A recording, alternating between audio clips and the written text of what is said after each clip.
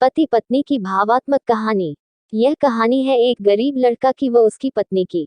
लड़का जो एक सेठ के यहाँ नौकरी करता था, बहुत कम पैसे कमाता था लेकिन बहुत ही खुश था।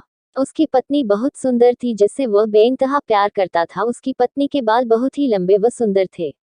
वास्तव में वह अपनी पत्नी के बालों को बहुत पसंद करता था। एक दिन पत्नी के बालों में लगाने वाला हेयर क्लिप टूट गया।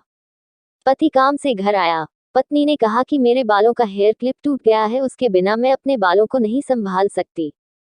यह सुनकर पति बड़ा दुखी हुआ और बोला कि मैं तुम्हारी हर जरूरत को पूरा करना चाहता हूँ लेकिन मेरे पास तुम्हारे हेयर क्लिप के लिए पैसे नहीं है।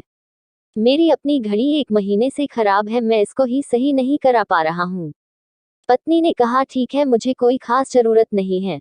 अगले दिन पति काम पर जा रहा था लेकिन उसके मन में वही बात चल रही कि मेरी पत्नी ने पहली बार मुझसे किसी चीज की कहा था लेकिन मैं उसको भी पूरा नहीं कर पाया।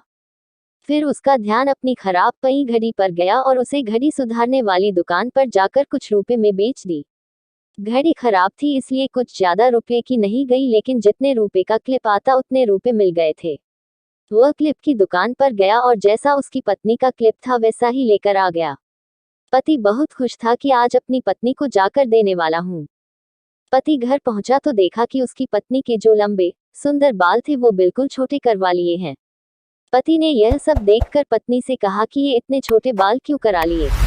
मैं तुम्हारे लिए नया क्लिप लेकर आया हूँ। पत्नी ने कहा मैं बाजार में गई और अपने बालों को बेचकर आपके लिए घड़ी ले आई। ये सुनकर दोनों की आंखों में आंसू आ गए और दोनों गले लगकर रोने लगे। यह छोटी सी कहानी हमें यह सिखाती है कि कोई भी कार्य हो अगर हम उसे पूरे मन से करते हैं तो वह जरूर पूरा होता है।